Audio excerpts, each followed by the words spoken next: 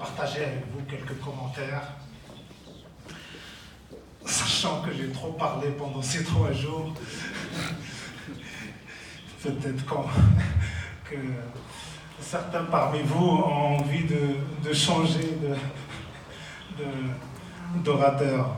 En tout cas, bienvenue à Marrakech, bienvenue au Maroc, bienvenue en terre africaine, votre continent, puisque vous représentez la diaspora africaine. Et merci d'avoir pensé à choisir de tenir votre dialogue ici à Marrakech pendant la semaine de la migration. Vous savez, aujourd'hui, nous sommes au milieu de cette semaine de la migration avec une multitude d'événements, mais je crois que le vôtre est un événement spécial et très intéressant, puisque c'est un événement qui va porter la voix des migrants, la voix de la diaspora africaine, qui doit être entendue, et il n'y a pas mieux que la diaspora africaine pour faire entendre la voix de l'Afrique. Je voudrais partager avec vous 3 commentaires qui vont être classés en 3 niveaux. Niveau national, niveau régional africain et niveau international.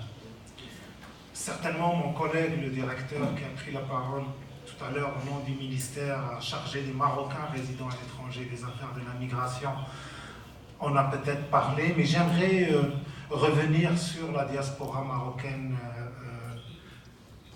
qui est un peu partout, mais qui est essentiellement à 85%, 86% en Europe. 5 millions de Marocains sont recensés aujourd'hui à l'étranger, avec à peu près 500 000 qui ont un niveau très élevé, un niveau de compétence, un niveau de formation très, très pointu. 6,5 milliards de dollars de transferts par an. On n'aime pas parler des transferts, mais les transferts ont leur importance pour les pays en développement tels que les pays africains. Mais également des transferts de technologie, de savoir, d'investissement dans le pays. Nous travaillons avec une stratégie à 3 axes, et je ne vais pas rentrer dans les détails.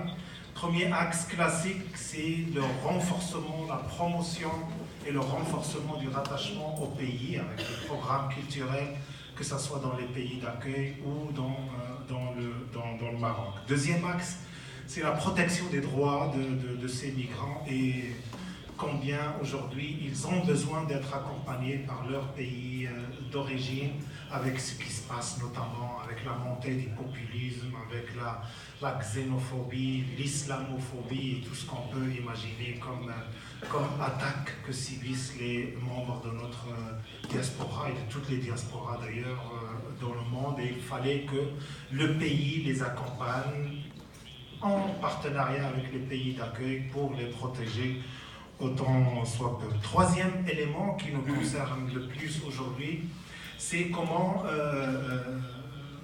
favoriser cette diaspora à contribuer au développement du pays.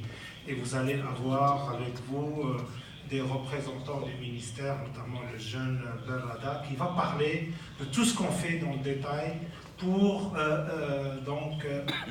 promouvoir et faciliter cette contribution de la diaspora au développement du pays, que ce soit dans l'investissement, que ce soit dans la création, avec la création de réseaux de compétences qui soient thématiques ou géographiques, que ce soit la création d'une région 13. Nous avons un découpage marocain qui comprend 12 régions. La 13e, elle est dédiée aux Marocains résidant à l'étranger dans le cadre qui regroupe dans une plateforme virtuelle donc tous ceux qui sont dans l'investissement et les compétences à l'étranger pour organiser un peu leur contribution au développement du pays. Deuxième